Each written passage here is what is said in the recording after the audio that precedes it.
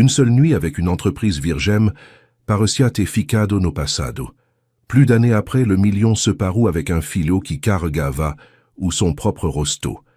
Si vous avez des histoires d'amour, de romance, vous inscrivez ce canal, votre commentaire, tous les jours après avoir posté des vidéos comme cela, continuez. Le soleil du matin filtrait à travers les immenses fenêtres vitrées de la demeure dans le 16e arrondissement, créant des reflets dorés sur le marbre poli du sol. Marie ajusta la boucle de son tablier blanc et respira profondément avant d'entrer dans le salon principal. À 22 ans, elle avait appris à se rendre invisible dans ce monde de luxe qui ne lui appartenait pas. Ses pas étaient silencieux, ses mouvements calculés, sa présence discrète comme une ombre qui glissait entre les meubles coûteux et les œuvres d'art qui valaient plus qu'elle ne gagnerait en toute une vie. La demeure des Delamare était un symbole de pouvoir à Paris. 3 étages d'architecture imposante, des jardins méticuleusement entretenus et un garage qui abritait des voitures qu'elle ne connaissait que de loin. Marie avait obtenu cet emploi grâce à une recommandation de la paroisse de son quartier dans la banlieue nord, où elle avait grandi entre les rues étroites et les maisons serrées de la Courneuve. La différence entre ces deux mondes était abyssale, et elle la ressentait chaque jour. « Marie !» la voix stridente résonna dans le couloir. « Où vous êtes-vous cachée? J'ai besoin que vous organisiez mon dressing maintenant. » Claire Delamare descendit l'escalier avec l'arrogance typique de quelqu'un qui n'a jamais eu à lutter pour quoi que ce soit. À 35 ans, elle était l'unique héritière de la fortune familiale, une femme qui avait transformé la cruauté en art raffiné. Ses cheveux blonds étaient toujours impeccables, ses vêtements criaient haute couture française, et ses yeux bleus portaient un dédain qu'elle dirigeait particulièrement vers les employés. « J'arrive, Madame Claire », répondit Marie d'une voix basse, gardant les yeux fixés au sol. Elle avait appris que tout geste interprété comme un défi entraînait des humiliations encore pires. « Et enlevez cette tête d'enterrement. On dirait que vous assistez aux funérailles de votre dignité. » Claire rit de sa propre cruauté, tout en montant les escaliers, laissant une traînée de parfums coûteux et d'amertume. Marie serra discrètement les poings. La dignité. S'il y avait une chose que la pauvreté n'avait jamais réussi à lui enlever, c'était précisément cela. Sa mère, Marie-Thérèse, était morte quand elle avait 17 ans. Mais avant cela, elle lui avait enseigné que la dignité ne venait pas d'où l'on habitait ou de ce que l'on portait, mais de comment on portait son âme. « Ma fille », disait Marie-Thérèse en repassant du linge pour des clients pendant les nuits, « les riches peuvent avoir de l'argent, mais le respect, on le gagne par le caractère. » À l'arrière de la maison, Marie organisait les robes coûteuses de Claire quand elle entendit des voix masculines provenant du bureau au rez-de-chaussée. Il était courant que la maison reçoive des associés des affaires de la famille, des hommes puissants qui décidaient du destin de milliers de personnes lors de réunions arrosées de whisky importé. Elle en connaissait certains de vue, des politiciens influents, des hommes d'affaires de l'agro-industrie, des propriétaires de sociétés de construction qui érigeaient les immeubles de luxe qu'elle voyait pousser dans la ville. La proposition de la compagnie minière doit être approuvée avant décembre, entendit-elle d'une voix grave et contrôlée. Les autorisations environnementales sont remises en question, mais nous avons les contacts nécessaires pour accélérer le processus. Marie ne prêtait habituellement pas attention aux conversations, mais il y avait quelque chose dans cette voix qui la faisait s'arrêter. Elle était différente des autres. Il y avait une retenue, une froideur qui semblait cacher quelque chose de plus profond. Curieuse malgré elle-même, elle s'approcha discrètement de l'escalier. « Raphaël, tu as toujours été trop efficace pour ton propre bien », rit Claire, qui était descendue pour rejoindre les hommes. « Depuis qu'Isabelle est morte, tu es devenue une machine à faire de l'argent. Ce n'est pas sain. » Raphaël. Marie avait déjà entendu ce nom, toujours prononcé avec un mélange de respect et de crainte. Raphaël Mercier était un associé minoritaire des affaires Delamare, mais son influence allait bien au-delà des investissements. À 42 ans, il contrôlait un réseau d'entreprises allant de la construction à l'agro-industrie, avait ses entrées à l'Assemblée nationale et était considéré comme l'un des hommes les plus puissants de Paris. Il était également connu pour la froideur émotionnelle qu'il avait adoptée après la mort de son épouse dans un accident de voiture, 3 ans auparavant. « Le travail est ce qui me maintient concentré », répondit la voix sans émotion. « Le sentimentalisme ne construit pas d'empire. » Marie descendit quelques marches de plus, poussée par une curiosité qu'elle ne pouvait pas expliquer. De l'angle où elle s'était positionnée, elle pouvait le voir partiellement à travers la porte entr'ouverte du bureau. Raphaël Mercier était de dos, analysant des documents sur une table en acajou. Il était grand, les cheveux foncés avec quelques fils gris aux tempes, les épaules larges sous un costume bleu marine qui coûtait certainement plus que son salaire annuel. Il y avait une rigidité dans sa posture qui parlait d'autorité, mais aussi d'un lourd fardeau émotionnel. « Marie », la voix de Claire explosa comme un tonnerre. « Qu'est-ce que vous faites là, plantée comme une statue?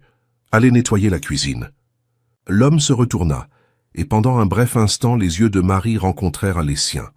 Ce ne furent que quelques secondes, mais elle sentit comme si quelque chose avait changé dans l'air autour d'elle.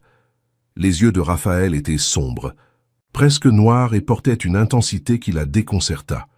Ce n'était pas le regard de dédain qu'elle recevait de Claire ou des autres associés. C'était de la curiosité, de l'intérêt. Elle n'arrivait pas à déchiffrer. « Excusez-moi, madame », murmura Marie, baissant rapidement la tête et se dirigeant vers la cuisine. Mais tout en marchant, elle sentait qu'elle était observée. Quand elle se retourna discrètement, Raphaël la suivait encore du regard, une expression pensive sur le visage. Pour la première fois depuis longtemps, Marie se sentit vue, pas comme une employée invisible, mais comme une personne. La sensation était étrange et troublante. Les jours suivants apportèrent un changement subtil dans la routine. Raphaël commença à fréquenter davantage la demeure, toujours avec l'excuse de réunions ou de vérification de documents. Marie percevait sa présence même quand elle ne le voyait pas directement. C'était comme si l'air devenait plus dense, chargé d'une tension qu'elle ne savait pas nommer. « Cet homme est bizarre », commenta Madame Bonnet, la cuisinière qui travaillait dans la maison depuis près de 20 ans. « Je n'ai jamais vu monsieur. Raphaël restait aussi longtemps ici. D'habitude, il règle tout rapidement et s'en va. » Marie feignit d'être concentrée à nettoyer les verres en cristal, mais ses oreilles captaient chaque mot. « Et vous avez vu comment il regarde notre petite ?» chuchota Jeanne, la gouvernante. « Ce n'est pas un regard de patron. »« Jeanne, pour l'amour de Dieu, réprimanda Madame Bonnet, ne mets pas des idées dans la tête de la jeune fille. Ce genre d'homme ne se mélange pas avec notre monde. Ça n'apporte que des problèmes. » Marie sentit son visage s'échauffer. C'était vrai qu'elle avait remarqué les regards, mais elle avait préféré croire que c'était son imagination. Des hommes comme Raphaël Mercier ne remarquaient pas des femmes comme elle. Ils existaient dans des univers parallèles qui ne se touchaient que dans des situations professionnelles et distantes. Le jeudi de cette semaine-là, Marie organisait la bibliothèque quand Raphaël entra dans la pièce. C'était la première fois qu'ils se retrouvaient seuls dans le même espace. Elle sentit son cœur s'accélérer et continua à prétendre être concentrée sur les livres. « Comment vous appelez-vous » Sa voix la fit sursauter. « Marie, monsieur » répondit-elle sans se retourner. « Marie. » Il répéta le nom comme s'il testait le son. « Depuis combien de temps travaillez-vous ici ?»« 6 mois, monsieur. »« Et avant ?» Marie hésita. Elle n'était pas habituée aux conversations personnelles. « Avec les patrons. Je travaillais dans une maison à Neuilly-sur-Seine, monsieur. Une grande famille, juste la dame et 2 jeunes enfants. » Raphaël s'approcha de l'étagère où elle organisait les livres. Marie pouvait sentir la chaleur de sa présence, le parfum discret qu'il portait, l'énergie contenue qui émanait de lui. « Vous lisez » demanda-t-il, indiquant un exemplaire de Balzac qu'elle tenait. « Quand j'ai le temps, monsieur. »« Et en avez-vous » Marie se tourna finalement pour lui faire face. Raphaël était plus proche qu'elle ne l'imaginait, ses yeux sombres étudiant chaque détail de son visage. C'était un bel homme, aux traits marqués et à la présence magnétique, qui expliquait sa position de pouvoir. Mais il y avait autre chose, une vulnérabilité cachée sous toute cette armure de froideur. « Parfois, monsieur. » Dans le métro, en rentrant chez moi. « Et qu'aimez-vous lire ?» La question était simple, mais Marie sentit qu'il y avait quelque chose de plus derrière. C'était comme s'il voulait vraiment la connaître, savoir qui elle était au-delà du tablier blanc et des gestes silencieux. « J'aime la poésie. » Baudelaire, Verlaine. Elle s'arrêta, craignant d'en avoir trop dit. « À la très belle, à la très bonne, à la très chère, » cita Raphaël, la surprenant, « dont la robe par ses plis nombreux et plis semble rendre la musique. » Marie sourit discrètement. Son regard pareil au regard des statues, et tout ce qui l'orne et l'habille, à sa grâce comme à son insu. Il compléta le vers et pour la première fois depuis qu'elle l'avait rencontré, il y avait quelque chose de proche d'un sourire sur ses lèvres. Le moment fut interrompu par l'entrée abrupte de Claire. « Raphaël, tu es là. Je te cherchais partout. » Elle s'arrêta brusquement en remarquant la proximité entre lui et Marie. « Marie, ne devriez-vous pas être à la cuisine ?»« J'y vais tout de suite, Madame Claire, » murmura Marie, sentant ses joues brûler d'embarras.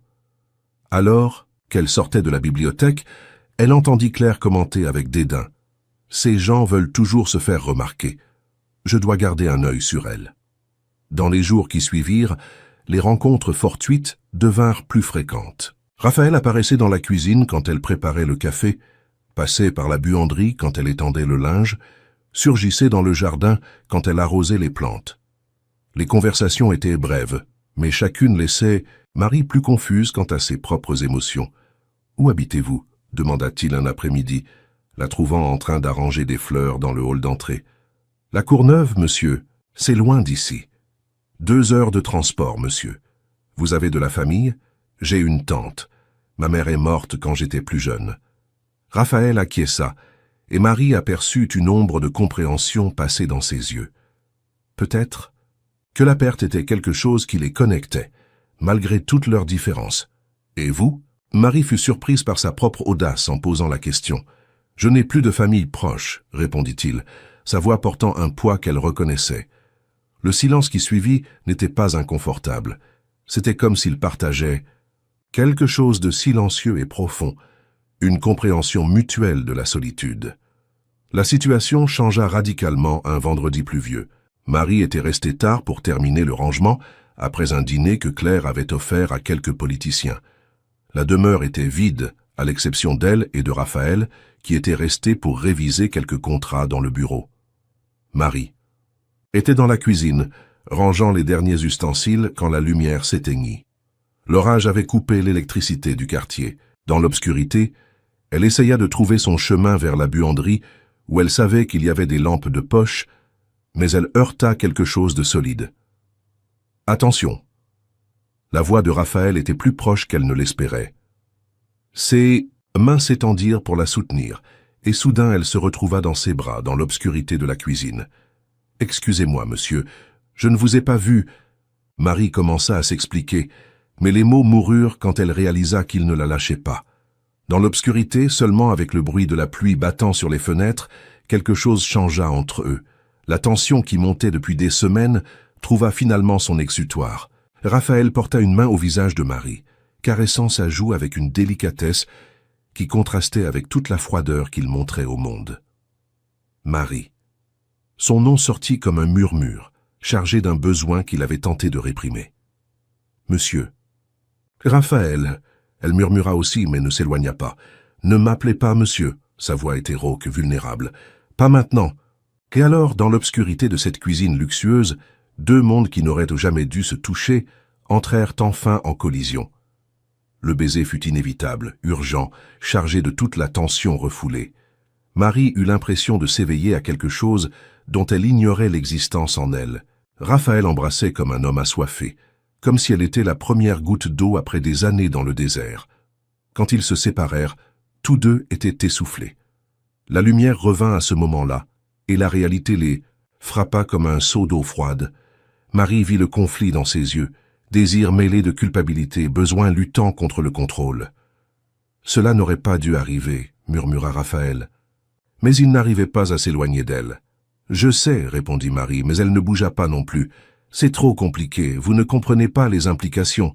Peut-être que je comprends plus que vous ne l'imaginez. » Raphaël l'étudia longuement, et Marie vit quand quelque chose se décida dans ses yeux. C'était comme s'il avait choisi à cet instant de se permettre de ressentir à nouveau. « Venez avec moi, » dit-il, tendant la main. Marie savait qu'elle était sur le point de franchir une ligne qui changerait tout. Elle connaissait les risques, les impossibilités, les conséquences. Mais quand elle regarda dans les yeux de Raphaël, elle vit quelque chose qu'elle reconnaissait. La même solitude qu'elle portait, la même fin de véritable connexion. Elle prit sa main. Ce qui se passa cette nuit-là fut plus que Marie n'avait jamais rêvé possible. Raphaël l'emmena dans l'une des chambres d'invités au rez-de-chaussée, loin des regards de quiconque pourrait arriver. Là, entre des draps de soie et sous la douce lumière de la lune qui entrait par les rideaux, ils s'abandonnèrent l'un à l'autre avec une intensité qui les surprit tous les deux. Ce n'était pas seulement du désir physique. C'était comme si deux âmes blessées avaient finalement trouvé leur guérison l'une dans l'autre. Raphaël touchait Marie, comme si elle était quelque chose de précieux, fragile et en même temps forte. Elle découvrit des aspects d'elle-même qu'elle ne connaissait pas, une sensualité et une confiance qui s'épanouissaient sous le regard admiratif de Raphaël. « Vous êtes magnifique », murmura Raphaël, traçant le contour de son visage avec ses doigts. « Plus belle que n'importe quelle femme que j'ai connue. » Marie sentit des larmes se former. Pour la première fois de sa vie, elle se sentait vraiment vue, valorisée, désirée, non par obligation ou convenance, mais pour qui elle était vraiment. « Je n'ai jamais... » commença-t-elle à dire, mais Raphaël la fit taire avec un baiser. « Moi non plus, » admit-il. « Pas comme ça, pas vraiment. » Ils firent l'amour lentement, découvrant chaque centimètre l'un de l'autre, chaque soupir, chaque gémissement. Marie s'abandonna complètement, faisant confiance à Raphaël d'une manière dont elle n'avait jamais fait confiance à personne. Et lui, pour la première fois depuis la mort de son épouse, se permit d'être vulnérable, montrant non seulement son corps, mais son âme, affamée d'affection. Quand ils s'endormirent finalement, enlacés au milieu de la nuit, Marie eut l'impression de renaître. Dans les bras de Raphaël, elle n'était plus l'employée invisible, elle était une femme aimée, désirée, valorisée. Mais l'aube ramena la réalité avec une force brutale. Marie se réveilla au son de mouvements dans la maison. À travers la fenêtre, elle vit que le jour était déjà clair et la panique l'envahit en réalisant qu'elle avait manqué l'heure. Raphaël n'était plus à ses côtés. Elle s'habilla rapidement et sortit de la chambre, essayant d'atteindre la buanderie sans être vue. Mais dans le couloir, elle tomba sur Raphaël, déjà vêtu d'un costume impeccable, parlant au téléphone. Quand il la vit, il termina brusquement l'appel. Marie sourit, s'attendant à voir dans ses yeux la même tendresse que la nuit précédente, mais ce qu'elle trouva fut de la froideur, une froideur tranchante, plus glaciale que tout ce qu'elle avait vu auparavant. « Ce qui s'est passé hier était une erreur, dit-il, la voix contrôlée et distante. Un moment de faiblesse qui ne peut pas se répéter. » Les mots frappèrent Marie comme des coups de poing. « Raphaël, Monsieur Mercier, corrigea-t-il, et il serait préférable que vous oubliiez tout ce qui a pu se passer. Des gens comme « Nous ne se mélangent pas. Il y a un abîme entre nos mondes qui ne peut être franchi. » Marie sentit le sol s'effondrer sous ses pieds. La honte brûlait ses joues, mais elle était dépassée par la douleur profonde qui se répandait dans sa poitrine. « Je comprends, » parvint-elle à dire, bien que sa voix tremblât. « J'espère bien, et j'espère que vous serez assez discrète pour garder cela entre nous. Nous ne voulons pas de malentendus. » La menace voilée dans ses paroles fut la goutte d'eau qui fit déborder le vase. Marie releva le menton, trouvant quelque part en elle la dignité que sa mère lui avait appris à préserver. « Ne vous inquiétez pas, Monsieur Mercier. Votre secret est en sécurité avec moi, tout comme votre réputation. » Elle se tourna et marcha vers la buanderie la tête haute, mais une fois, arrivée là, elle s'effondra. Elle pleura silencieusement, tout en préparant le petit déjeuner, sentant comme si une partie d'elle était morte dans ce couloir. Claire arriva 1 heure plus tard, radieuse et cruelle, comme toujours. « Marie, vous avez l'air affreuse. Qu'est-il ? Arrivé ? Vous avez mal dormi ?» Il y avait une malice dans ses yeux qui fit soupçonner à Marie qu'elle savait quelque chose. « Je vais bien, Madame Claire. »« Ah, vraiment ? Alors pourquoi avez-vous cette tête d'enterrement ? »« Ah, je sais. » Claire sourit, pur venin. « Vous devez rêver de choses au-dessus de votre condition. Attention, Marie, trop de rêves font oublier aux gens d'où ils viennent. » À ce moment-là, Marie prit une décision. Elle ne supporterait pas un jour de plus dans cet endroit, entourée par la cruauté de Claire et l'indifférence glaciale de Raphaël. Sa dignité valait plus que n'importe quel salaire. « Madame Claire, je viens vous informer que je quitte mon emploi. »« Comment ça ? » ?»« Je m'en vais. Aujourd'hui est mon dernier jour. » Claire fut visiblement contrariée. « Vous ne pouvez pas partir comme ça sans préavis.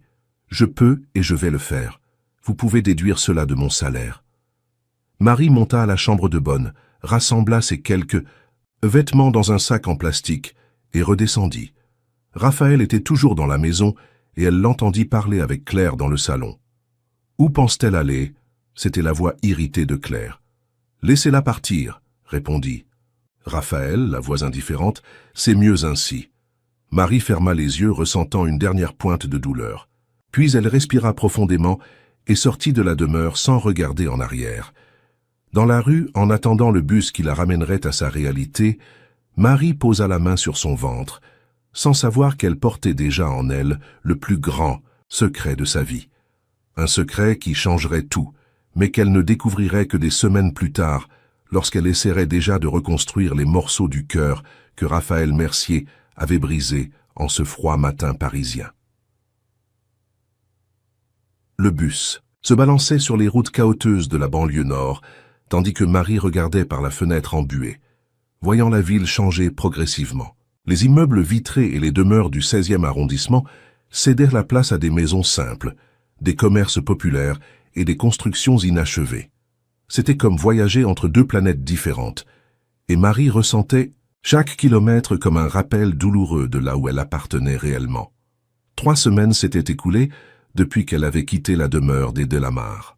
3 semaines de recherches infructueuses d'emploi, d'économiser chaque centime de ses derniers salaires, d'essayer d'effacer de sa mémoire la sensation des bras de Raphaël autour de son corps. Mais certains souvenirs refusaient de disparaître, particulièrement la façon dont il avait murmuré son nom dans l'obscurité, comme si c'était quelque chose de précieux et sacré. « Arrête d'être idiote, Marie », murmura-t-elle à elle-même, appuyant son front contre la vitre froide. « Un homme riche n'épouse pas une employée de maison. Ça n'existe que dans les romans. » Mais son corps avait commencé à envoyer des signaux étranges. La nausée matinale qui l'attaquait sans pitié, la sensibilité exagérée aux odeurs, les seins douloureux. Au début, elle attribua tout au stress du changement de vie, jusqu'à ce que ses règles, toujours régulières comme une horloge, ne viennent tout simplement pas. Ce fut Madame Moreau, la voisine de 70 ans qui habitait dans la maison où Marie avait loué une petite chambre au fond, qui soupçonna la première. « Ma petite, tu as une tête de femme enceinte », dit la dame un après-midi, observant Marie refuser le café qu'elle prenait toujours ensemble. Ma petite fille était exactement pareille quand elle attendait son premier enfant. Le cœur de Marie s'emballa. « Vous pensez que... »« Je ne pense rien, j'en suis sûr. J'ai élevé 5 enfants et aidé à s'occuper de 15 petits-enfants. Je sais reconnaître un ventre qui pousse quand j'en vois un. » Cette nuit-là, Marie s'allongea sur le lit étroit de la petite chambre qu'elle partageait avec un petit évier et une armoire en bois contreplaqué et posa ses mains sur son ventre encore plat. Était-ce possible? Une seule nuit, un seul moment d'abandon, pouvait-il avoir engendré une vie? La réponse vint le lendemain quand elle rassembla finalement le courage d'acheter un test en pharmacie. 2 lignes rose pâle apparurent sur l'écran, changeant sa vie pour toujours. Marie s'enferma dans les toilettes communes de la cour et pleura. Elle pleura de peur, de solitude, de désespoir. Elle pleura pour l'ironie cruelle du destin qui lui offrait un enfant de l'homme qu'il avait rejeté avec tant de froideur. Elle pleura parce qu'elle était complètement seule au monde, sans famille proche, sans ressources, sans perspective. Mais quand les larmes se tarirent, quelque chose de plus fort prit possession de sa poitrine. Une détermination de fer, héritée de sa mère, qui disait toujours qu'une femme forte n'abandonne jamais, peu importe la taille de la tempête.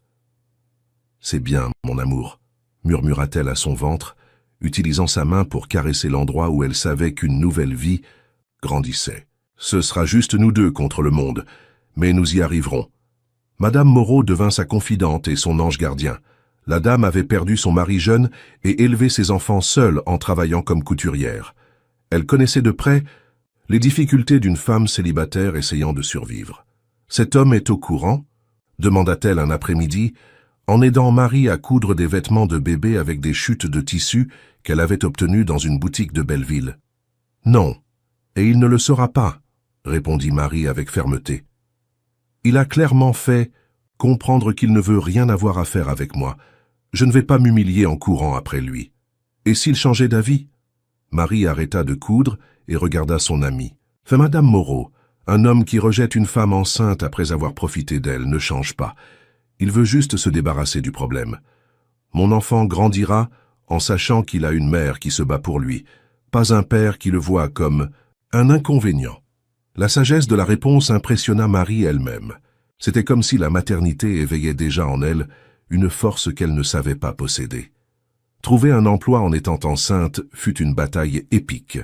Marie frappa aux portes de maisons de famille, de magasins, de bureaux, entendant toujours la même réponse. « Nous n'embauchons pas en ce moment ». Parfois, le refus s'accompagnait de regards de jugement, comme si porter un enfant sans mari était un crime moral. Ce fut grâce à Madame Moreau qu'elle apprit qu'un poste d'aide-soignante était disponible à l'hôpital municipal de Seine-Saint-Denis. Le poste exigeait seulement le baccalauréat et la volonté de travailler en équipe. Le salaire était bas mais suffisant pour payer le loyer de la petite chambre et acheter le minimum pour survivre. « Avez-vous de l'expérience dans le domaine ?»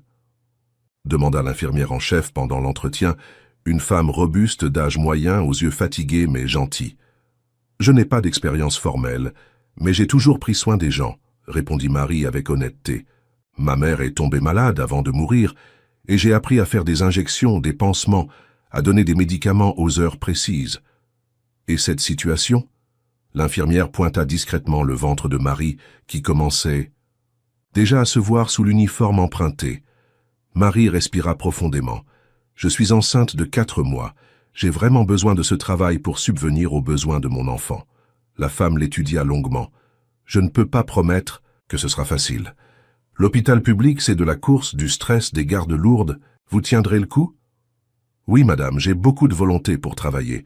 Alors vous pouvez commencer lundi, mais je vais vous surveiller. Au moindre faux pas, vous êtes dehors. » Marie sortit de l'hôpital, le cœur débordant de gratitude. Elle avait enfin une chance de construire une vie digne pour son enfant. Le travail à l'hôpital fut révélateur. Marie découvrit qu'elle avait un talent naturel pour prendre soin des gens. Elle était patiente avec les personnes âgées, affectueuse avec les enfants, efficace dans les procédures. Les patients l'appréciaient, demandaient ses soins, faisaient confiance à ses mains délicates pour faire des injections et changer des pansements. « Vous avez le don pour ça », commenta Madame Bonnet, une infirmière plus expérimentée qui devint sa mentor. « Avez-vous pensé à faire la formation d'infirmière? J'y pense, mais c'est cher. Et maintenant, avec le bébé qui arrive, il y a des bourses d'études. Je vais vous donner quelques informations. » Marie garda soigneusement les papiers. Peut-être qu'après la naissance du bébé, quand elle pourrait mieux s'organiser, elle pourrait envisager de se qualifier. Pour l'instant, l'important était de s'assurer qu'elle aurait les moyens de donner une vie digne à l'enfant qu'elle portait. Les nuits étaient les plus difficiles. Seule dans la petite chambre, sentant les premiers mouvements du bébé, Marie se permettait parfois de rêver d'un monde différent. Un monde où Raphaël aurait réagi différemment ce matin-là, où il l'aurait prise dans ses bras et lui aurait dit qu'ils affronteraient tout ensemble. Mais elle chassait vite ses pensées. Les fantasmes ne payaient pas les factures et ne mettaient pas de nourriture sur la table. « Quelle sottise !» murmurait-elle, caressant son ventre. « On n'a pas besoin de lui, n'est-ce pas, mon amour? Maman s'occupera de toi toute seule. » Le bébé répondait toujours par un petit coup de pied, comme s'il était d'accord avec elle. Pendant sa grossesse, Marie évitait de passer près des quartiers riches de la ville. Elle avait peur de tomber sur Raphaël ou quelqu'un de la demeure. De la mare. Mais Paris est une ville immense et les chances étaient minimes. Néanmoins, chaque fois qu'elle voyait une voiture noire ressemblant à celle qu'il utilisait, son cœur s'emballait. L'accouchement eut lieu une nuit pluvieuse de juillet. Marie terminait une garde quand elle ressentit les premières contractions. Madame Bonnet l'accompagna jusqu'à la maternité de l'hôpital même, tenant sa main pendant tout le travail. « Courage, ma petite. Ton fils arrive presque !» criait l'infirmière, tandis que Marie poussait avec toute l'énergie qu'elle pouvait, rassemblée. Quand elle entendit enfin le cri fort et sain du bébé, Marie s'effondra en larmes de soulagement et de bonheur. Le médecin plaça le petit garçon dans ses bras, petit, rouge, parfait. « C'est un beau garçon », dit l'obstétricienne. « Félicitations, maman. » Marie regarda le petit visage froissé de son fils et ressentit un amour si intense qu'il en était presque douloureux. « Bonjour, mon prince, murmura-t-elle. Je suis ta maman, et je t'aimerai pour toujours. » Le petit garçon avait des cheveux foncés et des yeux qui promettaient d'être grands. C'est expressif. Marie chercha des traits de Raphaël sur le petit visage, mais pour l'instant c'était juste un bébé générique, avec des caractéristiques qui pouvaient venir de n'importe où. « Comment allez-vous l'appeler » demanda Madame Bonnet. Marie avait beaucoup réfléchi à ce moment. Gabriel, ça signifie force de Dieu. Joli nom, il lui va bien. Gabriel était un bébé calme et souriant. Même pendant les premiers mois difficiles, quand Marie arrivait à peine à dormir, entre les tétées nocturnes et les gardes à l'hôpital, il pleurait rarement sans raison.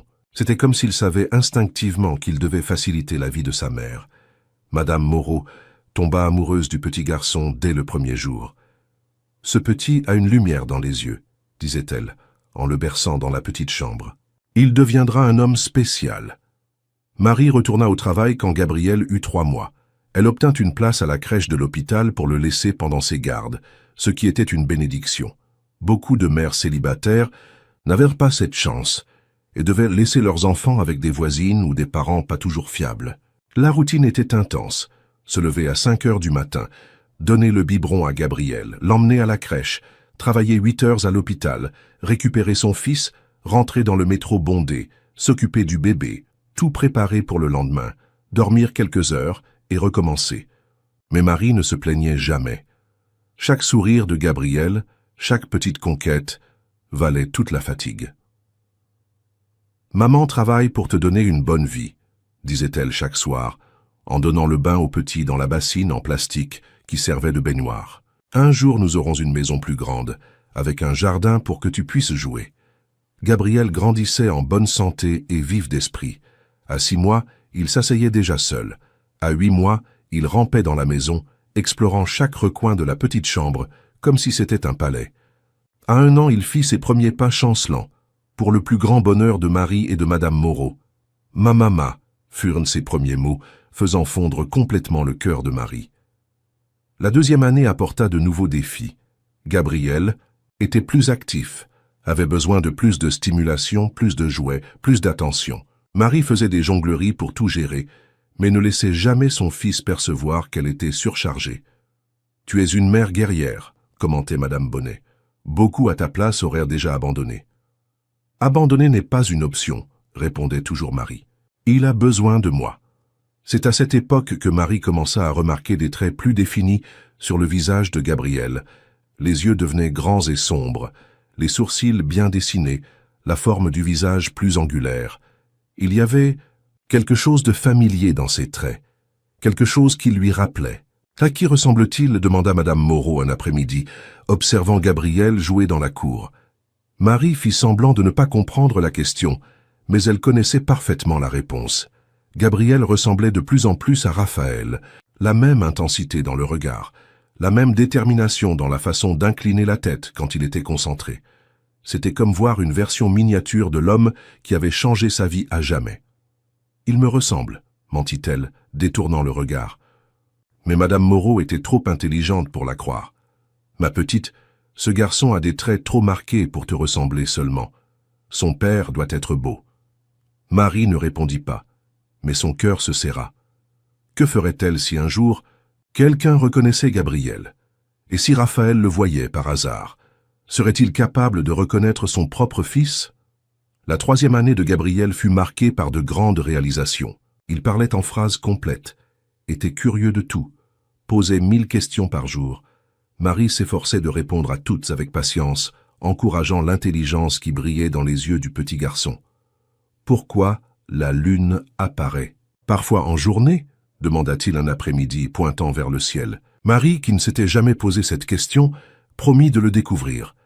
Ils allèrent à la bibliothèque de l'hôpital et empruntèrent des livres pour enfants sur l'astronomie.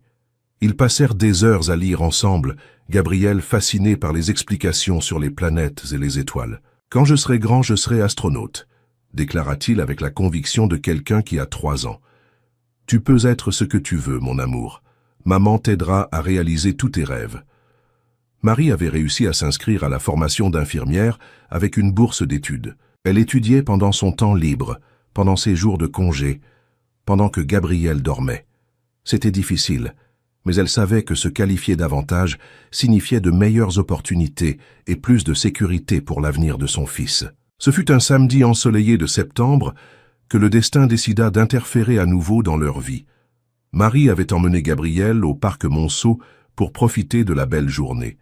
C'était un luxe qu'elle s'accordait de temps en temps, prendre 2 métros jusqu'au 8e arrondissement pour que son fils puisse jouer dans un espace vert plus grand que la cour de la maison.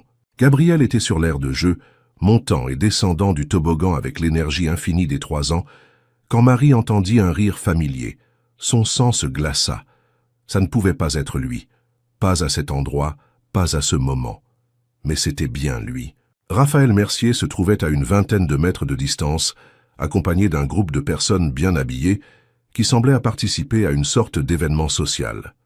Il portait des vêtements décontractés, une chemise, polo bleu marine et un jean foncé, mais émanait toujours cette présence magnétique dont Marie se souvenait si bien. Son premier réflexe fut de prendre Gabriel et de s'enfuir en courant. Mais le petit garçon était trop heureux de jouer pour être interrompu, et Marie ne voulait pas créer de scène. Elle essaya de se positionner de manière à rester cachée derrière un arbre, espérant que Raphaël ne regarderait pas en direction de l'aire de jeu.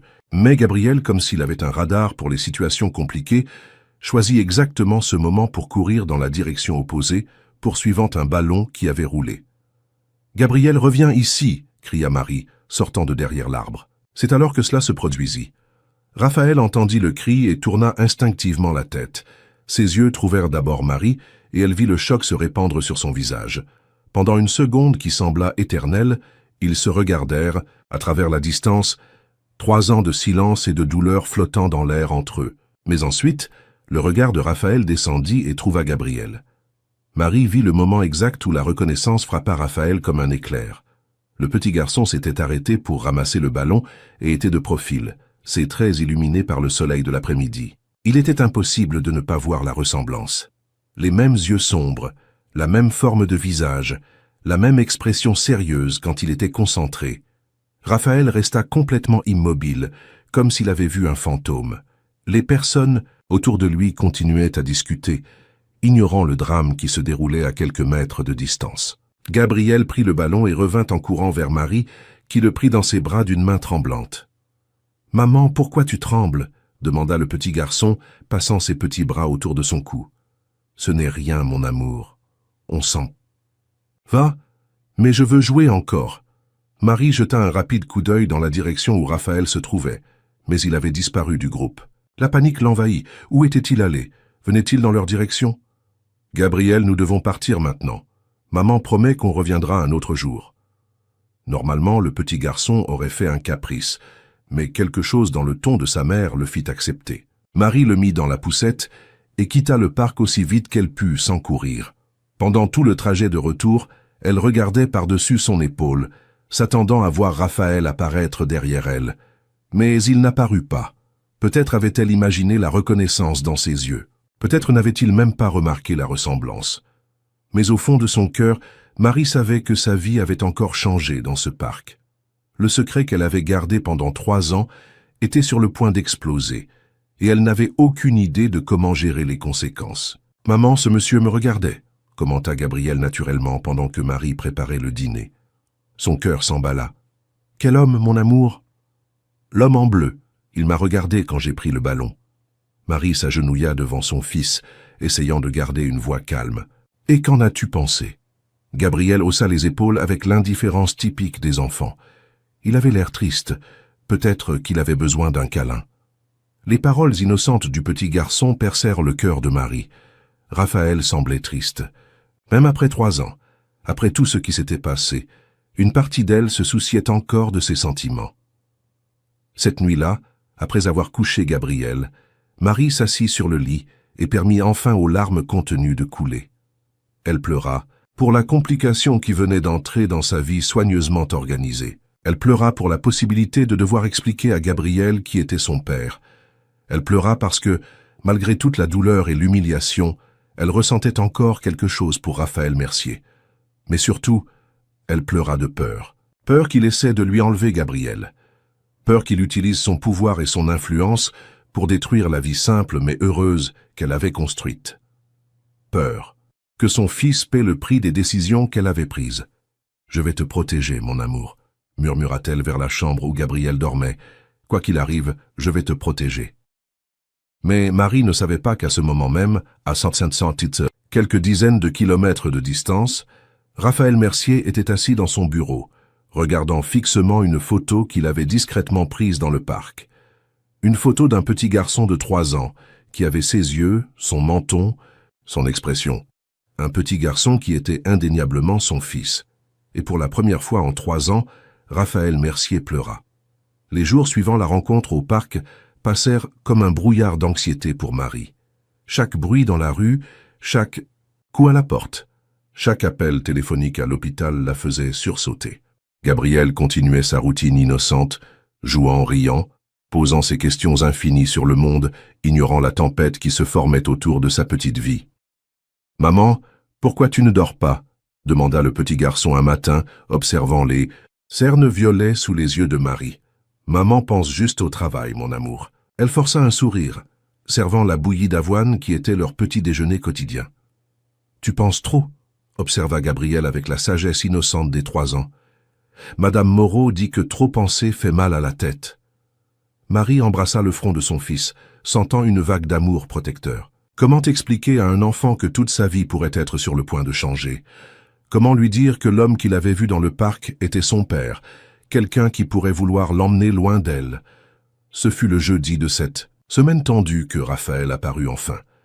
Marie sortait de l'hôpital après sa garde de l'après-midi, quand elle le vit appuyé contre une voiture noire de l'autre côté de la rue. Son cœur s'emballa, mais elle força ses jambes à continuer de marcher en direction de l'arrêt de bus, feignant de ne pas l'avoir remarqué. Marie. Sa voix l'atteignit alors qu'elle était presque arrivée à l'arrêt.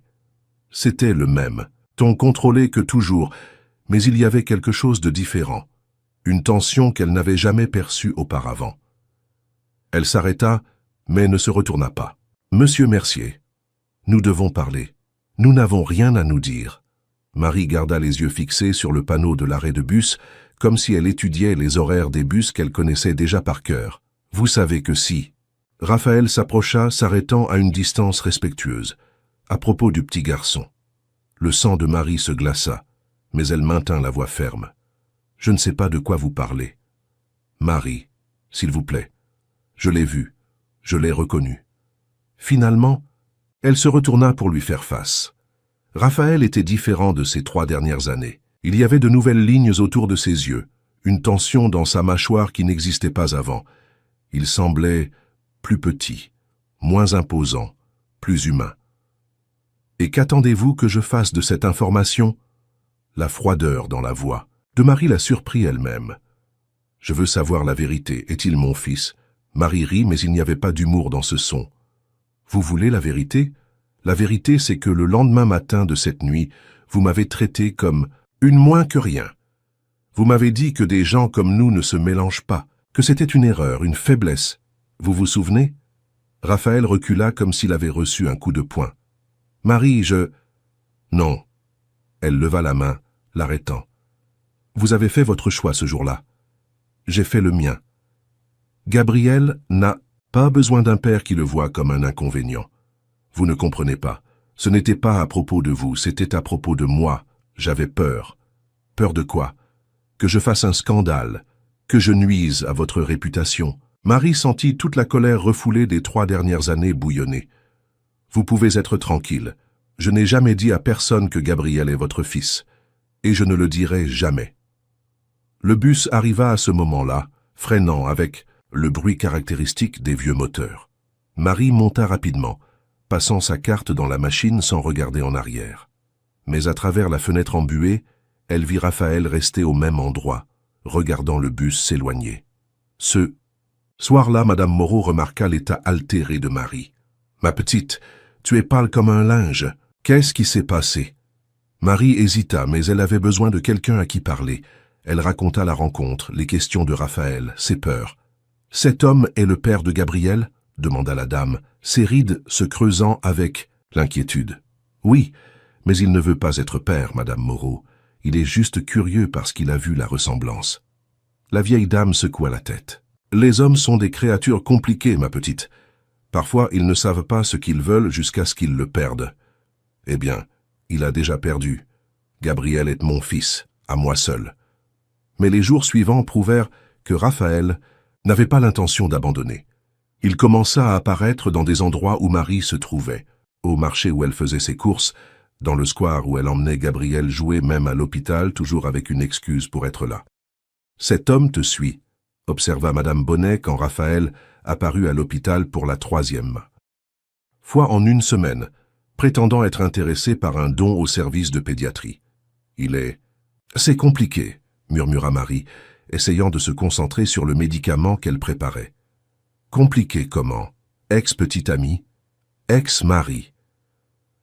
Marie ne répondit pas, mais Madame Bonnet était trop expérimentée pour ne pas comprendre. « Oh, ma petite, cet homme est le père de Gabriel, n'est-ce pas ?» Le silence de Marie fut une réponse suffisante. « Et que veut-il maintenant ?»« Je ne sais pas, et je ne veux pas savoir. Gabriel va bien sans lui. » Mais Raphaël était déterminé à faire partie de la vie de son fils. Il commença à apparaître dans le square où Gabriel jouait, gardant ses distances mais toujours présent. Le petit garçon, avec la curiosité naturelle des enfants, remarqua vite l'homme qui était toujours dans les parages. « Maman, c'est l'homme triste du parc », commenta Gabriel un après-midi, pointant discrètement vers Raphaël qui était assis sur un banc à environ 20 mètres de distance. Marie sentit son estomac se retourner. « Ne pointe pas du doigt, Gabriel. Ce n'est pas poli. Mais pourquoi il est toujours ici? Il habite dans le square. Comment expliquer à un enfant de 3 ans que son père essayait de se rapprocher après des années d'absence? Comment dire que l'homme qui l'observait de loin était celui qui aurait dû être présent depuis le premier jour? Certaines personnes aiment venir au square, mon amour. Comme nous. Gabriel sembla accepter l'explication, mais Marie remarqua qu'il commençait à prêter plus attention à Raphaël. Parfois, quand il jouait, il regardait dans la direction de l'homme avec une expression pensive qui ressemblait étonnamment à celle de Raphaël quand il était concentré. La situation se compliqua lorsque Claire Delamarre entra en scène. Marie était au marché du quartier un vendredi soir, Gabriel dans le chariot d'achat l'aidant à choisir des fruits, quand elle entendit la voix qu'elle avait appris à détester. « Eh bien, regardez qui est là !» Marie se retourna et vit Claire Delamarre marchant dans sa direction, accompagnée de 2 femmes que Marie ne reconnut pas. Que faisait Claire dans un marché populaire de Seine-Saint-Denis? C'était comme voir un poisson hors de l'eau. « Madame !»« Claire !» Marie salua froidement, attirant instinctivement Gabriel plus près d'elle. « Et ça doit être ton fils. » Les yeux de Claire étudièrent Gabriel avec une intensité qui mit Marie en alerte. « Joli garçon. Quel âge a-t-il » ? 3 ans, répondit Marie sèchement, souhaitant pouvoir partir immédiatement. 3 ans. Claire sourit, mais il y avait quelque chose de dangereux dans ce sourire. Intéressant. Et qui est le père, si ce n'est pas indiscret? Marie sentit son sang bouillir. Excusez-moi, je dois finir mes courses. Mais Claire n'avait pas terminé. Tu sais, c'est drôle comme certaines personnes réussissent à tomber enceintes au bon moment pour obtenir ce qu'elles veulent. Léa. Autres femmes rirent doucement, et Marie sentit tous les gens autour regarder dans leur direction. Gabriel, percevant la tension, s'accrocha au pull de sa mère. « Maman, on s'en va ?»« On y va tout de suite, mon amour. » Marie commença à pousser le chariot, mais Claire bloqua son chemin. « Tu sais que j'ai découvert, n'est-ce pas ?» chuchota Claire, assez bas pour que seule Marie entende. « À propos de toi et Raphaël, à propos de ce garçon. » Le cœur de Marie s'arrêta. « Je ne sais pas de quoi vous parlez. »« Oh mais si, et maintenant il court après toi, n'est-ce pas? Comme c'est pratique. Une petite domestique qui réussit à attraper l'un des hommes les plus riches de Paris. » Marie sentit des larmes de colère brûler ses yeux, mais elle ne donnerait pas à Claire la satisfaction de la voir pleurer. « Que voulez-vous? »« Je veux que tu disparaisses, que tu sortes de la vie de Raphaël et que tu arrêtes cette pantomime. Toi et ce bâtard que tu élèves. » Le mot « bâtard » appliqué à Gabriel fut la goutte d'eau qui fit déborder le vase. Marie se retourna pour faire face à Claire, les yeux brillants de fureur. « N'osez pas parler de mon fils comme ça. »« Ton fils ?» Claire rit fort, attirant encore plus l'attention. « Ma chère, ce garçon n'est même pas le fils de Raphaël. Tu crois que je ne sais pas? J'ai fait mes recherches. Ce gamin est le fils de n'importe qui, sauf de lui. » Marie fut confuse. « De quoi parlez-vous? » « Ah, tu ne savais pas? J'ai fait faire un test ADN à Raphaël. Le résultat était négatif. Ce garçon n'est pas son fils. » Claire sortit un papier plié de son sac. « Tu veux voir ?» Marie prit le papier d'une main tremblante. C'était un résultat de test ADN, avec le nom de Raphaël et un nom qu'elle ne reconnaissait pas comme étant celui de Gabriel. Le résultat indiquait 0% de compatibilité génétique. « C'est un mensonge », murmura Marie regardant le papier. « C'est la vérité scientifique, ma chère. Alors tu peux arrêter ce théâtre. Raphaël sait déjà que tu as essayé de l'escroquer, et tout le monde le saura aussi. » Marie regarda autour d'elle et réalisa qu'une petite foule s'était formée, tous écoutant la conversation. Elle reconnut quelques voisins, des collègues de l'hôpital qui faisaient leurs courses au même marché. « Je n'ai jamais », commença-t-elle à se défendre, mais Claire n'avait pas terminé. Une aide-soignante essayant de faire chanter un homme d'affaires riche avec un enfant qui n'est même pas le sien. Pathétique. Claire parla assez fort pour que tous entendent. Heureusement qu'il l'a découvert avant d'être trompé. Gabriel commença à pleurer, effrayé par les voix fortes et la tension dans l'air. Marie le prit dans ses bras, essayant de le protéger de l'humiliation publique qu'elle subissait. « Gabriel n'est pas le produit d'un chantage », parvint-elle à dire, la voix tremblante mais ferme. « C'est un garçon innocent qui ne mérite pas d'entendre ces choses. » Innocent, peut-être, mais fils de Raphaël, certainement pas. Marie regarda, autour d'elle, les visages qui la jugeaient sans connaître son histoire. Elle vit de la déception dans les yeux de certains voisins, une curiosité malveillante chez d'autres. C'était comme si toute sa vie était mise à nu en public. Sans rien dire de plus, elle quitta le marché en portant Gabriel, laissant les courses derrière. Le petit garçon pleurait sur son épaule et elle murmurait des paroles de réconfort tout en marchant rapidement vers la maison. « Maman, pourquoi cette dame criait ?» demanda Gabriel quand ils arrivèrent dans la petite chambre. Elle était confuse, mon amour. Parfois les gens sont confus et disent des choses qui ne sont pas vraies. Elle a dit que je ne suis pas ton fils. Marie regarda le petit visage inquiet de Gabriel et sentit son cœur se briser. Tu es mon fils, mon amour, mon fils de cœur, pour toujours. Personne ne changera jamais ça. Gabriel sembla accepter l'explication, mais Marie savait que les paroles de Claire avaient planté une graine de confusion dans l'esprit de l'enfant. Cette nuit-là, après avoir couché Gabriel, Marie analysa le papier que Claire lui avait donné. Il y avait quelque chose d'étrange. Le nom sur l'échantillon n'était pas Gabriel, mais Jean-Pierre Durand. Les dates ne correspondaient pas non plus. Madame Moreau examina le document avec soin. « Ma petite, c'est bizarre.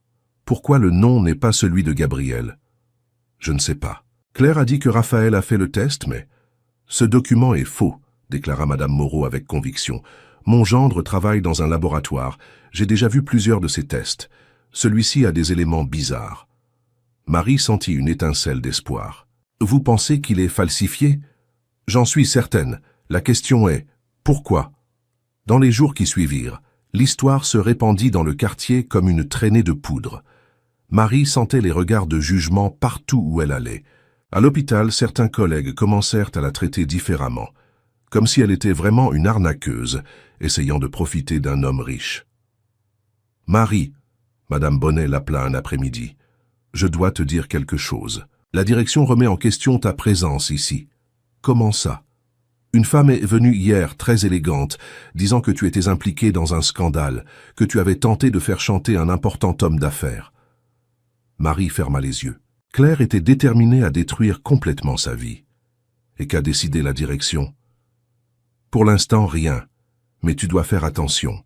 Tu ne peux pas donner de raison pour plus de commérages. Ce fut Raphaël qui apparut à l'hôpital 2 jours plus tard, cherchant Marie. Elle était à la cafétéria quand une infirmière vint l'avertir. « Il y a un homme qui te cherche. Il dit que c'est urgent. » Marie trouva Raphaël sur le parking, appuyé contre la même voiture noire. Il semblait fatigué, perturbé. « Marie, je dois expliquer. » « Vous n'avez rien à expliquer. » Elle garda ses distances. « Claire m'a déjà montré le test. Je sais déjà que vous avez découvert que Gabriel n'est pas votre fils. » Raphaël fronça les sourcils. « Quel test ? » Le test ADN que vous avez fait. Le résultat négatif. Marie, je n'ai jamais fait aucun test. La confusion sur son visage semblait authentique. Marie sortit le papier froissé de son sac et le lui montra. Raphaël prit le document et l'examina attentivement. Son expression passa progressivement de la confusion à la colère. « C'est un faux, dit-il finalement. »« Comment ça ? Ce papier est une falsification. Je n'ai jamais fait ce test. Je n'ai jamais donné d'échantillon d'ADN à aucun laboratoire. Et regardez la date, c'est d'il y a 2 mois. Je n'ai découvert l'existence de Gabriel que la semaine dernière. Marie sentit le sol bouger sous ses pieds. Mais Claire a dit, Claire a menti. Elle a falsifié ce document pour t'éloigner de moi. Mais pourquoi? Raphaël passa la main dans ses cheveux, un geste de frustration dont Marie se souvenait. Parce qu'elle veut que je l'épouse. Elle l'a toujours voulu. Et un enfant illégitime avec une ancienne employée de maison ne cadre pas avec ses plans. La révélation frappa Marie comme un coup de poing. Vous mariez avec elle? Depuis des années, elle essaie de me convaincre. Elle dit que ce serait une union parfaite, que nos familles ont des affaires en commun. Quand elle a découvert l'existence de Gabriel, elle a dû réaliser que tu étais une menace pour ses plans. Marie s'appuya contre la voiture, se sentant étourdie. Alors le test est complètement faux. Marie, je veux faire le vrai test. Je veux prouver que Gabriel est mon fils. Et s'il ne l'est pas? Raphaël la regarda dans les yeux, et Marie vit une sincérité qui la désarma complètement. Même s'il ne l'était pas, je veux faire partie de votre vie. Ces derniers jours m'ont fait réaliser tout ce que j'ai perdu, à quel point j'ai été lâche et stupide. Des larmes commencèrent à couler sur le visage de Marie. Raphaël, je ne sais pas si je peux te faire confiance à nouveau. Gabriel et moi avons créé une vie, une routine. Nous sommes bien tout seuls. Je sais que je ne mérite pas une seconde chance. Je sais que je t'ai blessé d'une façon impardonnable. Mais Marie, il s'approcha prudemment. Je n'ai jamais cessé de penser à toi. Pas un seul jour. Cette nuit a changé quelque chose en moi et quand je t'ai rejeté le lendemain matin, c'était parce que j'avais peur. Peur de ressentir à nouveau, peur de me permettre d'aimer une autre personne et de la perdre. Tu as perdu ta femme, je comprends la peur, mais Gabriel et moi ne sommes pas des remplacements pour ce que tu as perdu. Je sais, et c'est exactement pour cela que vous êtes spéciaux. Gabriel est une partie de moi, mais il est aussi complètement unique. Et toi? Il hésita. Tu m'as fait me sentir vivant à nouveau. Tu m'as fait me souvenir de qui j'étais avant de construire toutes ces barrières. Marie voulait le croire. Chaque fibre de son être voulait croire que cette fois serait différente. Mais il y avait Gabriel à considérer. Même si je voulais te donner une chance, ce ne serait pas simple. Claire a détruit ma réputation. Tout le monde dans le quartier pense que je suis une arnaqueuse. Je pourrais même perdre mon emploi. Alors prouvons qu'elle ment. Exposons la vérité. Comment? D'abord faisons le vrai test ADN. Ensuite, je vais découvrir comment elle a réussi à falsifier ce document. Quelqu'un l'a aidée et je vais découvrir qui. Marie regarda le faux papier dans ses mains. La colère qu'elle ressentait pour avoir été humiliée publiquement commença à grandir. Elle a appelé Gabriel un bâtard, devant tout le monde. Elle paiera pour ça, je te le promets. Ce soir-là, Marie raconta tout à Madame Moreau. La vieille dame écouta en silence, hochant la tête de temps en temps. Cette femme est dangereuse, ma petite. Les gens comme ça ne s'arrêtent pas là. Elle va essayer quelque chose de pire. Pire que de m'humilier en public? Bien pire. Les gens riches et puissants qui se sentent menacés sont capables de tout. Les paroles de son ami s'avérèrent prophétiques. Le lendemain, Marie reçut une assignation à comparaître. Claire la poursuivait pour diffamation et tentative d'extorsion. Elle veut que je paie une indemnité de 100 000 €, raconta Marie à Raphaël quand il apparut à l'hôpital. Et elle veut aussi que je signe un document m'engageant à ne plus jamais m'approcher de toi ou parler de Gabriel comme étant ton fils. Raphaël était visiblement furieux. Elle a dépassé toutes les limites. Raphaël, je n'ai pas d'argent pour un avocat. Je ne peux pas lutter contre elle. Si, tu le peux. Je vais t'aider. Non. Marie fut ferme. Je ne veux pas de ta charité. Si je dois me battre, je veux le faire avec mes propres forces. Alors découvrons la vérité sur ce faux test. Cela détruira son procès. Ce fut grâce à un employé licencié d'un laboratoire privé que la vérité éclata finalement. L'homme, Dr Édouard Martin, avait été renvoyé pour des questions éthiques et décida de dénoncer les irrégularités qu'il connaissait. Madame Delamarre m'a contacté il y a 3 mois, raconta-t-il à Raphaël et Marie lors d'une rencontre discrète dans un café du nord de Paris. Elle voulait que je crée un faux résultat de test ADN. Elle a payé 15 000 € pour que je produise un document officiel indiquant qu'un certain enfant n'était pas le fils d'un certain homme. Et vous? L'avez fait, demanda Marie indignée. Je l'ai fait. J'avais besoin d'argent, ma mère était malade et le traitement était cher. Mais après, je me suis senti si mal que j'ai fini par perdre mon emploi quand même. Je n'arrivais plus à travailler correctement. Avez-vous des preuves? Demanda Raphaël. J'ai les emails, les virements bancaires, même des enregistrements des conversations téléphoniques. J'ai tout gardé parce que je savais qu'un jour, cela pourrait me protéger. Marie ressentit un mélange de soulagement et d'indignation. Pourquoi avez-vous décidé de parler maintenant? Parce que j'ai appris que vous étiez poursuivi à cause du document que j'ai falsifié. Cela est allé trop loin. Avec les preuves en main, Raphaël engagea les meilleurs avocats de Paris. La contre-attaque fut rapide et implacable. En une semaine, Claire Delamarre était sous enquête pour falsification de documents, diffamation et tentative d'extorsion. Son procès contre toi a été classé sans suite, raconta Raphaël à Marie un après-midi. Et maintenant, c'est elle qui répond pénalement. Et le vrai test ADN? Je l'ai fait. Gabriel est mon fils. 99,9% de certitude. Marie sentit des larmes de soulagement couler sur son visage. Non qu'elle ait eu des doutes, mais avoir la confirmation officielle était important. Que se passe-t-il maintenant? Maintenant, je veux vraiment connaître mon fils. Je veux qu'il sache qui je suis, et je veux gagner le pardon de vous deux. Marie regarda Raphaël, voyant en lui non plus l'homme froid et contrôlé qu'il avait rejeté des années auparavant, mais un père désespéré de rattraper le temps perdu. Raphaël, Gabriel aura 4 ans dans 2 mois. Il aura des questions. Il voudra savoir pourquoi tu n'étais pas là avant.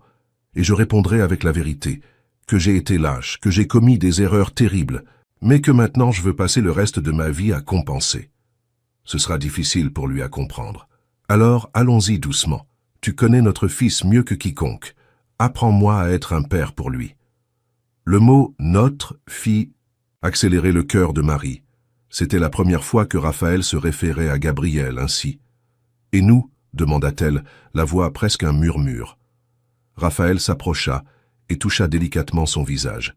« Pour nous, j'espère que tu me donneras la chance de prouver que j'ai changé, que l'homme qui t'a rejeté est mort ce matin-là, et que celui qui est ici maintenant veut passer toute sa vie à t'aimer. » Marie ferma les yeux, sentant le toucher familier de ses mains.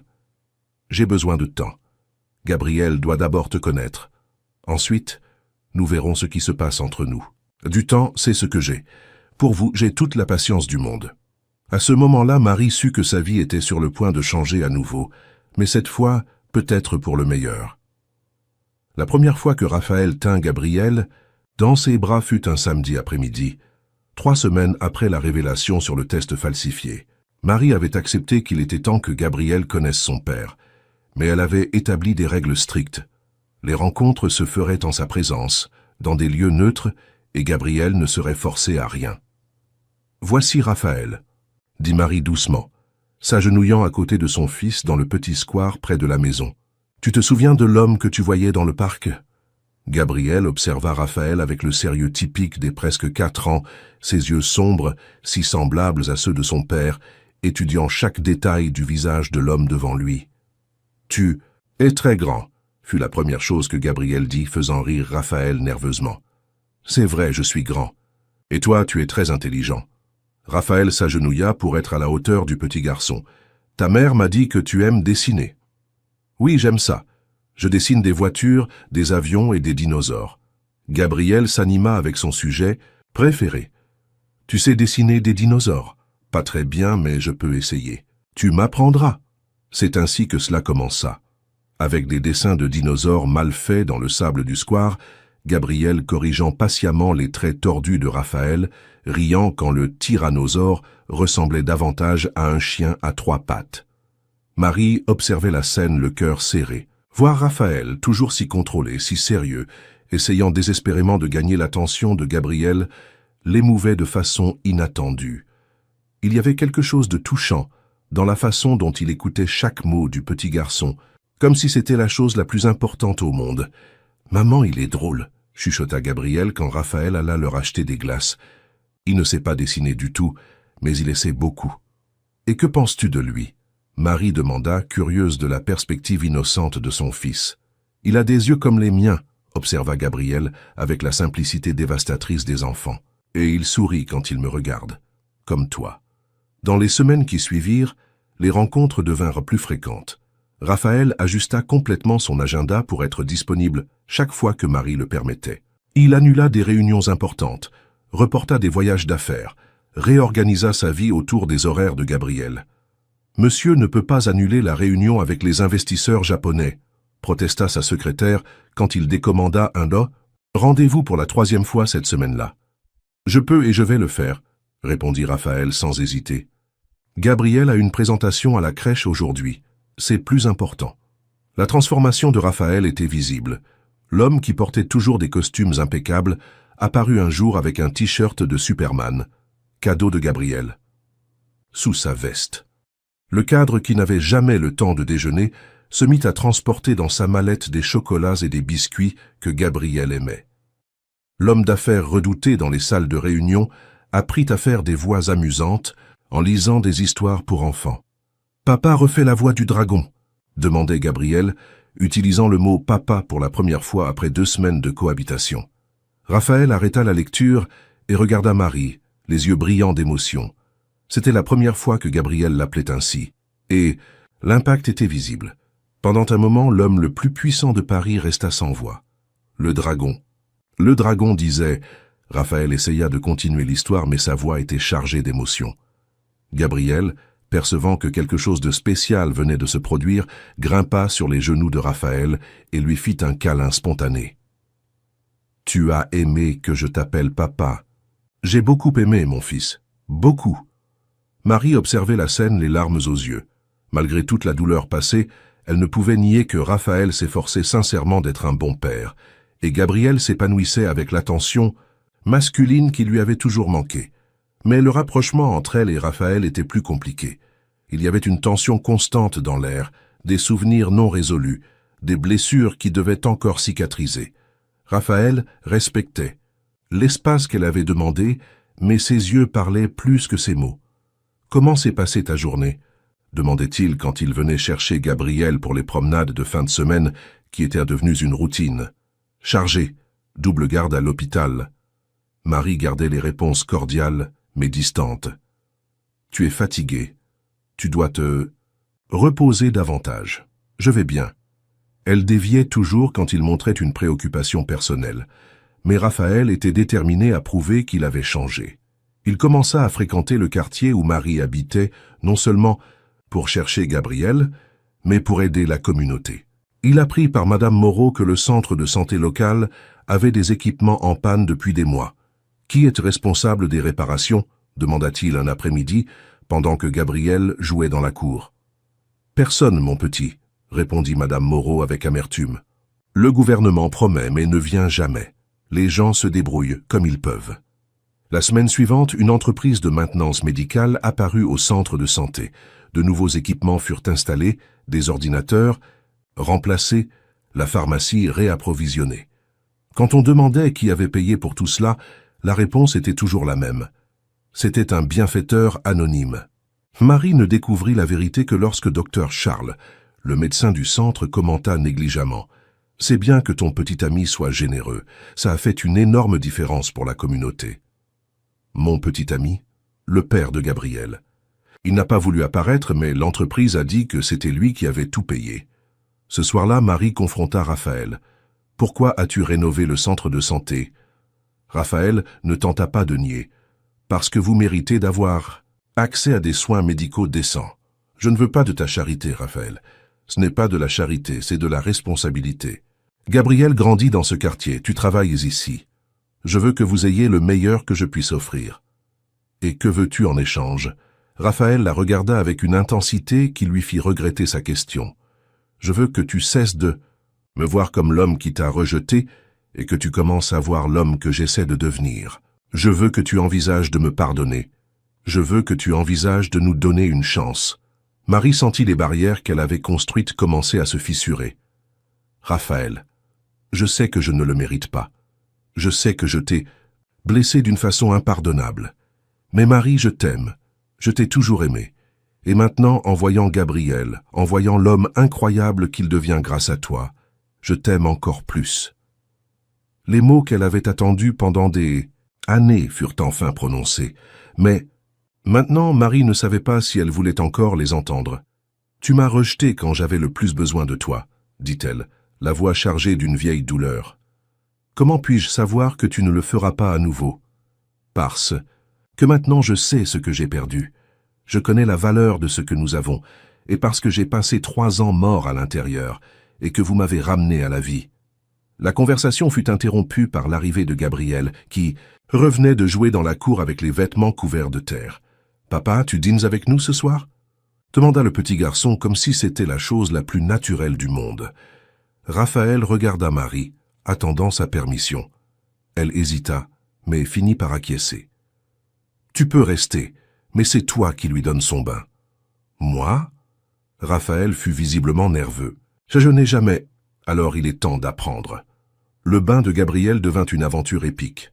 Raphaël, toujours si compétent en tout, se retrouva perdu face à un petit garçon glissant qui insistait pour faire une bataille de mousse. Quand Marie jeta un œil dans la salle de bain, elle trouva les deux complètement trempés, riant comme des fous. « Papa ne sait pas donner le bain, » annonça Gabriel, radieux. « Il a mouillé toute sa chemise. »« Ton fils est une pieuvre, » protesta Raphaël, essayant de sécher ses cheveux mouillés. « Il a 8 bras et tous bougent en même temps. » Marie rit. Le premier rire authentique que Raphaël entendait d'elle, en 4 ans. Le son le fit arrêter tout ce qu'il faisait et simplement la contempler. « Ce rire m'a manqué, » dit-il, doucement. Le moment était trop intense. Marie détourna le regard et s'occupa à sécher Gabriel, mais quelque chose avait changé entre eux. Dans les mois qui suivirent, Raphaël devint une présence constante dans leur vie. Pas seulement les week-ends ou les occasions spéciales, mais dans la routine quotidienne. Il emmenait Gabriel à la crèche quand Marie était de garde de nuit, participait aux réunions de parents, apprenait à préparer les goûters que le petit garçon aimait. « Tu sais que tu es observé », commenta Madame Bonnet un jour à l'hôpital. « Les gens parlent. Ils parlent de quoi? Que le père de Gabriel est un homme d'affaires riche, que vous sortez ensemble en secret, qu'il va t'emmener vivre dans sa demeure. » Marie soupira. Les gens parlent trop. Et qu'y a-t-il de vrai là-dedans? Qu'il est le père de Gabriel. Le reste, c'est des commérages. Mais Madame Bonnet n'était pas dupe. « Ma petite, tu es amoureuse de cet homme. N'importe quel aveugle le verrait. » Marie ne nia pas. Comment aurait-elle pu? Chaque jour qui passait, elle voyait Raphaël se transformer en l'homme qu'elle avait toujours su qu'il pouvait être. Patient avec Gabriel, gentil avec Madame Moreau, respectueux envers elle, c'était comme s'il avait trouvé une meilleure version de lui-même. L'épreuve décisive vint quand Gabriel tomba malade d'une pneumonie. C'était un dimanche pluvieux, et le petit garçon s'était réveillé avec une forte fièvre et des difficultés à respirer. Marie paniqua, prit Gabriel dans ses bras et courut à l'hôpital. Raphaël apparut aux urgences avant même qu'elle n'ait pu l'appeler. « Comment as-tu su ?» demanda Marie, surprise. « Madame Moreau m'a appelé. Comment va-t-il? Les médecins ?»« À l'examine. La fièvre est très élevée. » Raphaël s'assit à côté d'elle dans la salle d'attente, et quand Marie commença à pleurer de désespoir, il l'attira dans ses bras sans réfléchir. « Il ira bien, » chuchota-t-il, caressant ses cheveux. « Gabriel est fort comme sa mère. » Ils restèrent 3 jours à l'hôpital. Raphaël ne partit pas même pour se doucher, dormant dans un fauteuil inconfortable, courant après les médecins, s'assurant que Gabriel recevait les meilleurs soins. Quand le petit garçon alla enfin mieux, ce fut la première fois qu'il appela « Raphaël papa » devant des étrangers. « Papa, tu as l'air fatigué » dit Gabriel encore faible mais déjà souriant. Le médecin regarda Raphaël et commenta « Votre fils est un battant, et vous êtes un père dévoué. » Raphaël pleura là même, dans la chambre d'hôpital, et Marie réalisa que ses dernières défenses étaient tombées. Cette nuit-là, après avoir couché Gabriel à la maison, Marie et Raphaël discutèrent dans la petite cuisine de la chambre. « Merci, dit-elle, d'avoir été là, de t'être occupée de lui comme s'il était mon fils. Il est mon fils, Marie. Et tu es... » Il hésita. « Tu es l'amour de ma vie. » Marie l'embrassa. Ce fut elle qui fit le premier pas, qui franchit la distance entre eux, qui permit enfin à leur cœur de se retrouver. « Je t'aime, » murmura-t-elle contre ses lèvres. « Je t'ai toujours aimé, même quand je te détestais. » La deuxième fois qu'ils firent l'amour fut différente de la première. Il n'y avait pas de précipitation, pas de désespoir.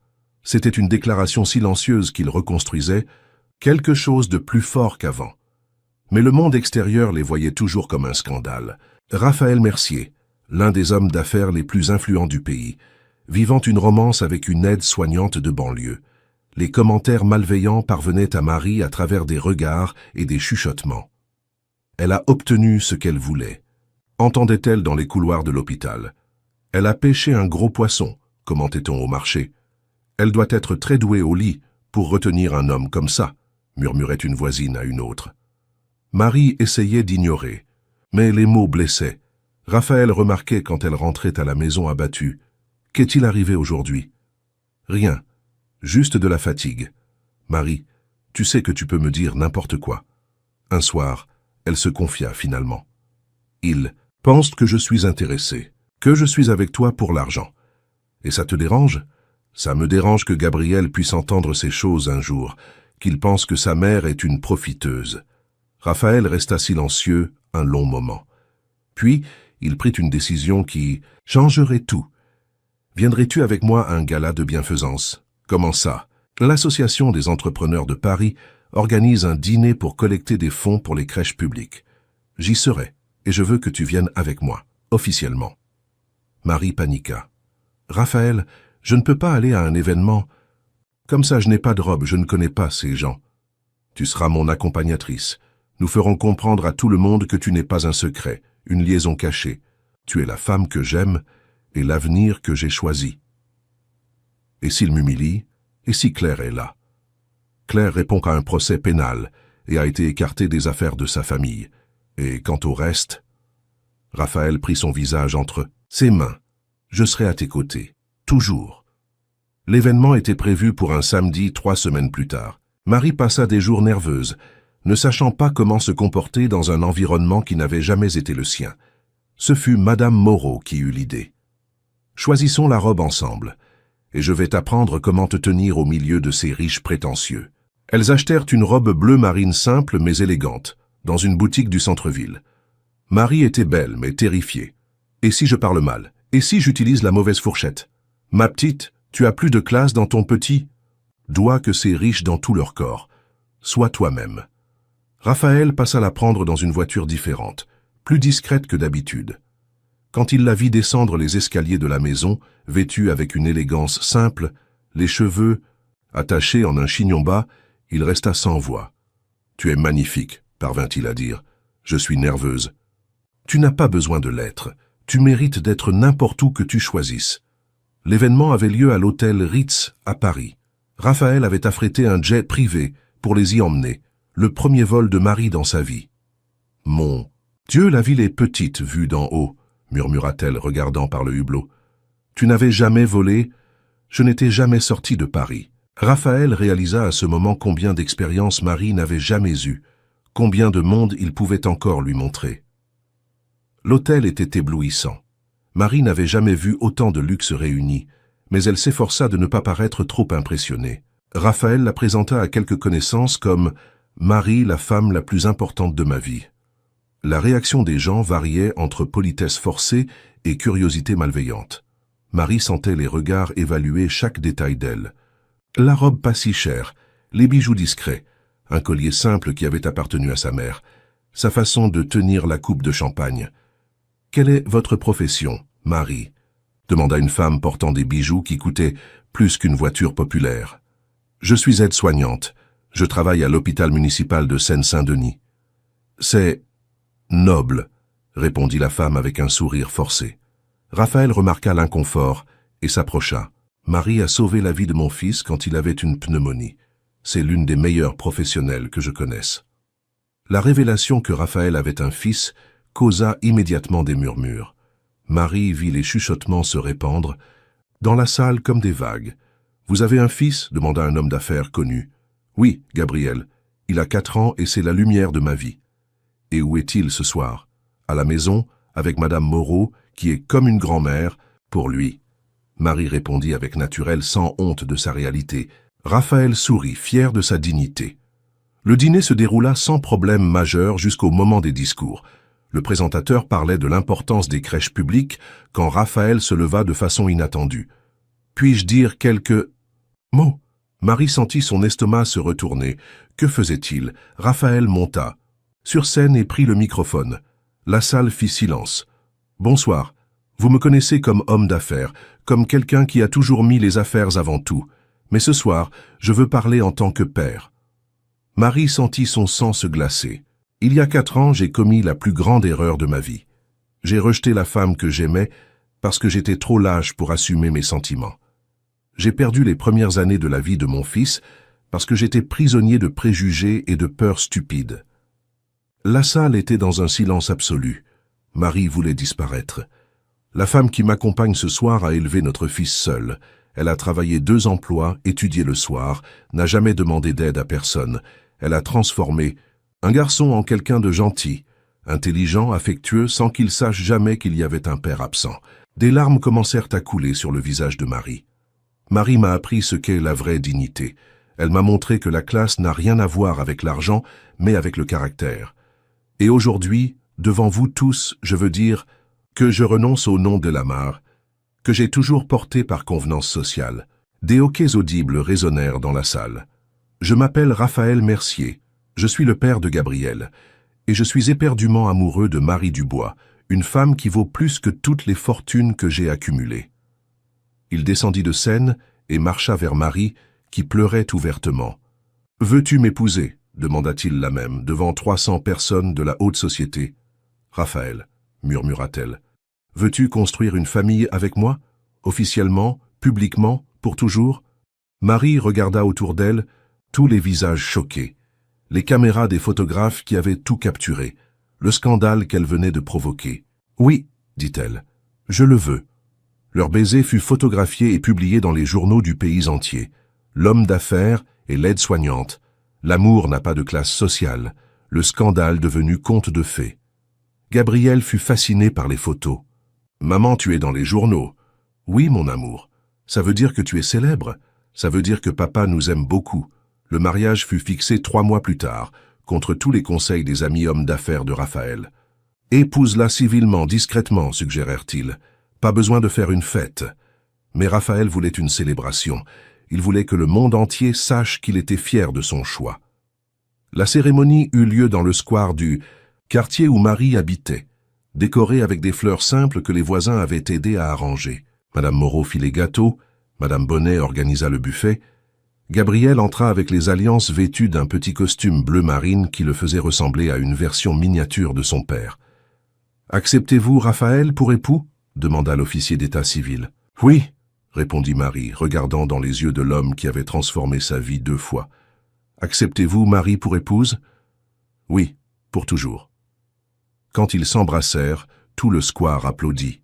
Des enfants jetèrent des pétales. De roses, des personnes âgées pleurèrent. Des jeunes crièrent de joie. C'était comme si tout le quartier célébrait une victoire contre les injustices du monde. La fête dura jusqu'à tard. Raphaël dansa le musette avec Madame Moreau, joua au football pieds nus avec les garçons de la rue, mangea des quiches et but de la bière fraîche comme s'il était né là. Marie l'observait, n'arrivant toujours pas à croire que tout cela était réel. « Tu regrettes » demanda-t-il pendant l'une des musiques lentes.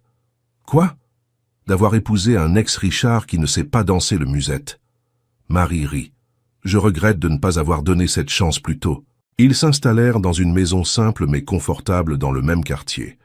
Raphaël ne conserva que les affaires qui lui procurèrent du plaisir et un but vendant le reste. Il n'était plus millionnaire, mais avait suffisamment pour bien vivre et aider la communauté. Gabriel s'épanouit avec la famille complète. Il devint un enfant encore plus confiant, se sachant aimé par ses 2 parents. Il commença à montrer de l'intérêt pour la médecine, disant qu'il voulait prendre soin des gens comme maman. « Je serai médecin quand je serai grand », annonça-t-il un dimanche pendant le déjeuner. « Et je t'aiderai à étudier, promit Raphaël. « Et je t'apprendrai à prendre soin des autres », ajouta Marie. 6 mois après le mariage, Marie découvrit qu'elle était à nouveau enceinte. Cette fois, la nouvelle fut accueillie avec une joie pure. « Nous allons avoir un petit frère ?» demanda Gabriel, excité. « Ou une petite sœur » corrigea Marie. « Peu importe. Je lui apprendrai à jouer au foot.